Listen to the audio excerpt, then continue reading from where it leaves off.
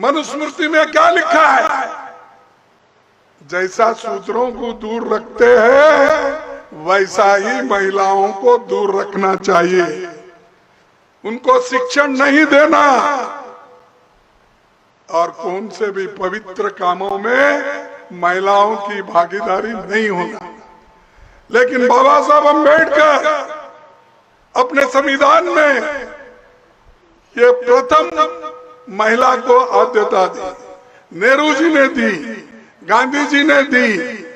ये सब लोग महिला के प्रति आदर और सम्मान के साथ उनको संविधान में जगह दिया। इसीलिए आज हमारे महिलाएं जिला panchayat, taluka panchayat, municipality, mayor election में आए हैं या नहीं आए? आए ना? ये पहले था कभी? हमारे समाज में ये सब लोग कुचले हुए थे। इनको ऊपर उठाने का काम कांग्रेस किया, किसी ने नहीं किया। कांग्रेस ने अपना नया अवतार धारण कर लिया है। कांग्रेस पूरी तरह से फूले, पेरियार, अंबेडकर, मान्यवर कांशीराम साहब, जगदेव बाबू, जननायक कर्पूरी ठाकुर के रास्ते पर चलना शुरू कर चुकी है। कांग्रेस अब पूरी तरह से सोनेलाल पटेल, रामस्वरूप वर्मा की विचारों को मानने के लिए मजबूर हो गई है। जी हाँ, ये मैं नहीं कह रहा हूं, हाल के दिनों में कांग्रेस के कुछ वादे कह रहे हैं। इसी बीच सबसे बड़ी खबर आ रही, यूपी में कांग्रेस और समाजवादी पार्टी का गठबंधन जो है वो बरकरार रहेगा।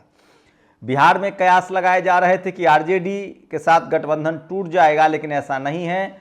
वीआईपी, मुकेश सहनी, आरजेडी, कांग्रेस और लेफ्ट के नेताओं ने बैठक करके कहा कि वो उनका गठबंधन साफ रहेगा। ये जो वीडियो मैंने आज दिखाया, ये वीडियो है आज बक्सर का, जहां कांग्रेस के राष्ट्रीय अध्यक्ष खड़गे ने दो टूक कहा कि हम सोशल जस्टिस, सामाजिक न्याय के साथ चलेंगे और मनुस्मृति के नियमों को नहीं मानेंगे। मीडिया जरूर आपको खबर दिखा रही होगी खड़गे की रैली में कुर्सियां खाली रही, भरी नहीं। ये बात सच भी है, लेकिन सोचिए बिहार में गर्मी शुरू हो चुकी है। ये कार्यक्रम अखिलेश सिंह ने लिया था, जो पूर्व के अध्यक्ष हैं, और ये कार्यक्रम कई बार आना जाना टलता रहा। इस वजह से कोई बड़ी तैयारी नहीं हुई, इस तरह के तर्क दिए जा रहे हैं। लेकिन नए प्रदेश अध्यक्ष से इस कार्यक्रम का कोई लेना देना नहीं था, बहुत कम समय मिला, और नहीं तो मीडिया इस खबर को तो दिखा रही है। लेकिन मैं फिर कह रहा हूं, मीडिया जो नहीं दिखा रही है कांग्रेस के बारे में, वो मैं बता रहा हूं। एक बड़ी बैठक हुई है कांग्रेस की, जिसके बाद सामाजिक न्याय को लेकर 3 मांगे।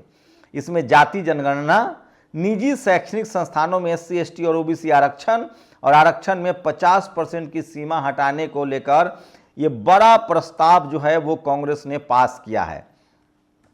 आर्थिक न्याय में स्वामीनाथन फॉर्मूले के तहत MSP, किसान कर्ज माफी और देश में बंद पड़े MSME पर ध्यान देने के लिए जरूरत है। इसी बीच कांग्रेस ने तय किया है, इन सब मुद्दों को लेकर 25 अप्रैल से 30 मई तक देश भर में संविधान बचाओ रैली आयोजित की जाएगी। कांग्रेस 25 मई से 30 मई तक देश के हर राज्य में संविधान बचाओ रैली करेगी। इसके साथ ही गुजरात में जिस तरह से संगठन सृजन अभियान की शुरुआत हुई है, उसे अलग अलग राज्यों में भी वो ले जाएंगे। ये सबसे बड़ी खबर बता रहा हूं आपको। और कांग्रेस ने पूरी तरह से अपना बहुजनकरण कर लिया है, और मेरी कोशिश होती है कि जो भी पार्टी, कोई भी पार्टी हो, अगर वो SC, ST, OBC के मुद्दे पर राजनीति कर रही है तो मैं वो खबरें आप तक पहुंचाता हूं। एक्चुअली आजकल कांग्रेस सबसे ज्यादा सोशल जस्टिस, सामाजिक न्याय की बात कर रही है, इसीलिए ये खबरें मैं आप तक पहुंचाता हूं। इसी बीच यूपी में खबरें आ रही है कि समाजवादी पार्टी और कांग्रेस का गठबंधन बना रहेगा। बिहार में जनता दल, आरजेडी, राष्ट्रीय जनता दल, वीआईपी, विकासशील इंसान पार्टी, मुकेश सहनी, और उसके बाद आपको बता दें कि कांग्रेस का लेफ्ट का गठबंधन बना रहेगा। तो कांग्रेस ने कम से कम अब लकीर खींचने शुरू कर दिए हैं, और एक बात तो साफ है कि SC, ST, OBC के मुद्दे पर अब कांग्रेस प्रखर है, और वो वादा कर रही है कि वो संविधान बचाओ रैली देश भर में करेंगे। लेकिन सबसे बड़ी बात, जाति जनगणना वो बड़ा मुद्दा है जो इस देश में आज़ादी के बाद से कोई भी पॉलिटिकल पार्टी नहीं कर रही थी। पिछले 60 साल में कांग्रेस ने भी नहीं किया, जब कांग्रेस सत्ता में थी तो बीजेपी वाले कह रहे थे, अब बीजेपी सत्ता में है तो कांग्रेस कह रही है। लेकिन जिस तरह से कुछ नियुक्तियां हो रही है कांग्रेस की, वो कहीं ना कहीं इशारा कर रहा है कि इसको लेकर राहुल गांधी क्रिस्टल क्लियर हैं। बिहार में एससी समाज के प्रदेश अध्यक्ष बनाए गए हैं, सवर्ण समाज का प्रदेश अध्यक्ष हटाया गया। टिकट में भी अब लगातार उसी तरह के आपको सेंट्रिक दिखाने का वादा किया जा रहा है। झारखंड में भी ओबीसी अध्यक्ष, आप बता दें उड़ीसा में आदिवासी अध्यक्ष। तो जो कांग्रेस का सवर्ण काल था, स्वर्ण काल में सवर्ण काल था, जब कांग्रेस का स्वर्ण काल चल रहा था तो वो सवर्ण काल भी था, वो खत्म हो गया है। और जब से खड़गे राष्ट्र प्रदेश उसके अध्यक्ष बने हैं, राहुल गांधी ने जब से सोशल जस्टिस सामाजिक न्याय का मुद्दा उठाया है, तब से कांग्रेस के सीटों में 45 से 100 पहुंच गया। अगर 200 तक कांग्रेस पहुंच जाती है तो ये बड़ी बात होगी और इस मुद्दे पर वो दांव खेल रहे हैं। इसी कड़ी में अनिल जय हिंद, जो मजबूत रूप से सोशल जस्टिस के पैरोकार माने जाते हैं, जिन्होंने बीपी मंडल से लेकर शरद यादव के साथ काम किया है, वो लगातार कांग्रेस के साथ बने हुए और अब ओबीसी सेल का चेयरमैन बन गया। इसी बीच प्रोफेसर रतन लाल हो, उसके बाद आपको बता दें कि हाल ही में जिस तरह से कांग्रेस ज्वाइन किया है, जो आम आदमी पार्टी के सोशल जस्टिस मंत्री थे, सामाजिक न्याय के मुद्दे पर, जय भीम के मुद्दे पर उनको पार्टी से दरकिनार किया गया था, इस्तीफा लिया गया था। तो जो राजेंद्र पाल गौतम है, उन्होंने कांग्रेस ज्वाइन कर लिया है और लगातार संविधान बचाओ सुरक्षा के तहत कांग्रेस अभियान चला रही है। जो एससी एसटी ओबीसी के जो तमाम वैसे लोग जो पिछले 10-12 साल से सामाजिक न्याय की लड़ाई लड़ रहे हैं, सोशल जस्टिस की लड़ाई लड़ रहे हैं। सोचिए, दिलीप मंडल ने मीडिया में, सोशल मीडिया में लाइन खींचनी शुरू की थी, धीरे धीरे बीजेपी के वो पाले में चले गए, क्योंकि बहुजन दलों ने उनको वो मान सम्मान नहीं दिया, अंत में उनको जाना पड़ा। इसके बाद से अब अनिल जय हिंद, जब से कांग्रेस में उनकी एंट्री हुई है और लोकसभा में जिस तरह से पीडीए के नाम पर समाजवादी पार्टी को फायदा हुआ, उसके बाद सामाजिक न्याय और संविधान बचाने पर राहुल गांधी को जिस तरह से फायदा हुआ, और जहां जहां इन मुद्दों को हवा नहीं दिया गया, इन मुद्दों पर लोकसभा का चुनाव कांग्रेस ने लड़ा था, लेकिन महाराष्ट्र में मुद्दा गौन था, हरियाणा में गौन था, दिल्ली में गौन था, उनको नुकसान हुआ। बिहार अब वो बैटलफील्ड है जहां सामाजिक न्याय की बड़ी फर्टाइल धरती है, जगदेव बाबू की धरती है, वहाँ जननायक भारत रत्न कर्पूरी ठाकुर की धरती है। सामाजिक न्याय की वहाँ लड़ाई बहुत मजबूत रही है और कांग्रेस वहाँ चुनाव में पूरी सामाजिक न्याय की बड़ी बैकिंग और तैयारी कर रही है। और इसी बीच खड़गे की आज रैली थी और उन्होंने साफ साफ मनुस्मृति पर और जातिवाद पर हमला भी बोला है। तो कांग्रेस पूरी तरह से बदल रही। इसी बीच एक बड़ी खबर आ रही है कि यूपी में कांग्रेस और समाजवादी पार्टी का गठबंधन जो है वो बरकरार रहेगा। तो ये बड़ी खबर है। हम लोग की लगातार कोशिश है कि जब तक सामाजिक धर्म की राजनीति होती रहेगी, एससी एसटी ओबीसी की बात नहीं होगी, सोचिए नौकरियों की बात नहीं होगी, सोशल रिफॉर्म की बात नहीं होगी, भूमि वर्गीकरण की बात नहीं होगी। इस देश के 90% लोग जो हैं वो अभी भी media, judiciary, college, university, bureaucracy और बिजनेस से अलग हैं। राहुल गांधी जिस तल्ख अंदाज में कह रहे हैं कि जुडिशियरी में कितने लोग हैं, मीडिया में कितने लोग हैं, उसके बाद कॉरपोरेट में कितने लोग हैं, प्राइवेट निजीकरण में कितने लोग हैं, कौन ठेकेदार कितने हैं, ये सारे वो मुद्दे थे जो बहुजन लीडरशिप को मजबूती से उठाना चाहिए था। ये सारे मुद्दे थे जो कभी लालू प्रसाद यादव, नीतीश कुमार, रामविलास पासवान उठाते थे, मुलायम सिंह यादव उठाते थे, मान्यवर कांशीराम साहब ने पूरी जिंदगी इसी पर राजनीति की। लेकिन वो दौर था, शरद यादव इन मुद्दों पर जीवन भर लड़ते रहे। वो दौर था जब टीवी अखबार में ये खबरें नहीं चलती थी क्योंकि मोनोपोली थी। पहले टीवी था नहीं, अखबार था।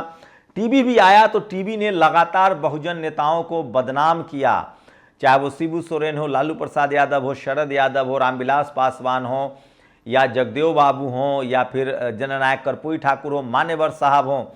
इन तमाम मुद्दों पर टीवी अखबार कभी बात नहीं करता था। बहुजन समाज के जो पढ़े लिखे लोग थे, नेता थे, जो संसद में थे, वो इन मुद्दों पर बात कर रहे थे, लेकिन बात जनता तक नहीं पहुंच रही थी। लिटरेसी भी कम थी, तो जनता जागरूक नहीं थी, नेता जागरूक थे। मैं बार बार कह रहा हूं, जातिवाद से आप तभी लड़ पाते हैं जब आप जागरूक होते हैं, पढ़ाई लिखाई। जातिवाद बहुत महीन खेल है।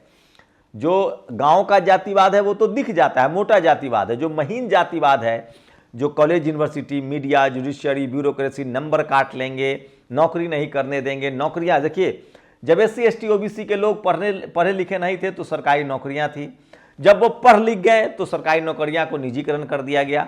उसके बाद भी जो कुछ बच्चे हुए वहां नॉट फाउंड सुटेबल लिख दिया जाता है, वैकेंसी में बेईमानी की जाती है, इंटरव्यू में बेईमानी की जाती है, सीटों की बेईमानी होती है। तो ये महीन जातिवाद है। ये तभी समझेंगे जब आप पीएचडी करेंगे, बीएससी करेंगे, नौकरियों में जाएंगे, बड़े बड़े पदों पर जाएंगे। दरअसल जातिवाद का तरीका बदल गया है और जातियां बनाई इसलिए गई थी कि आप सिर्फ सेवा का काम करें, सब्जी बेचे, ठेला चलाए, ड्राइवरी करे, सेवा करें, आप भैंस पाले, गाय पाले, खेती करें। ये काम खराब नहीं है, लेकिन आपको मान सम्मान नहीं मिलेगा। और अब बताइए, जो दूध जो दूध की गाय भैंस पालता है, जो दूध बेचता है और जो दूध पीता है, कौन पैसे वाला है? ये बड़ा सवाल है। इस देश में कभी भी श्रम को सम्मान नहीं मिला है और इसलिए जातियां बनाई गई थी, उनके हिस्से में काम दिया गया था और जो मलाईदार काम था वो अपने राजनीति, media, judiciary, college, university, bureaucracy, business अपने हिस्से में रखा गया था। लेकिन पहले नेता बहुजन समाज के जागरूक थे, जनता तक मैसेज नहीं आता था क्योंकि मीडिया नहीं था, समाज में लिटरेसी कम थी। लेकिन अब उल्टा हो गया है। बीच के दौर में धर्म की राजनीति सवाब पर रहा, समाज जागरूक रहा, नेता में चुप्पी थी, नेता को लगता था इस मुद्दे पर कैसे बात करें। लेकिन सोशल मीडिया ने पूरा खेल बदल दिया है। जिस तरह से सामाजिक न्याय की नई लकीरें खींची जा रही है, सोशल मीडिया दलित, पिछड़े, किसान, आदिवासी, अल्पसंख्यकों की बातों से भरा रहता है। तो अब कहीं ना कहीं कांग्रेस ने इस नब्ज को पकड़ लिया है और उसे लगता है कि बीजेपी को अब सोशल जस्टिस, सामाजिक न्याय, रिजर्वेशन, आरक्षण से ही हराया जा सकता है, जाति जनगणना से। देखते हैं बहुजन लीडरशिप वाली पार्टियां जो है वो कांग्रेस की तरह खुलकर कब बात करेगी। शुक्रिया। दस्तक की आपसे गुजारिश है कि अगर इसको बचाना चाहते हैं तो नेशनल दस्तक को सब्सक्राइब करने के लिए रेड कलर के सब्सक्राइब बटन को दबाएं, फिर बेल आइकन की घंटी दबाएं। नेशनल दस्तक को बचाने के लिए बहुत जरूरी है कि हर खबर को शेयर करें, लाइक करें, कमेंट जरूर करें।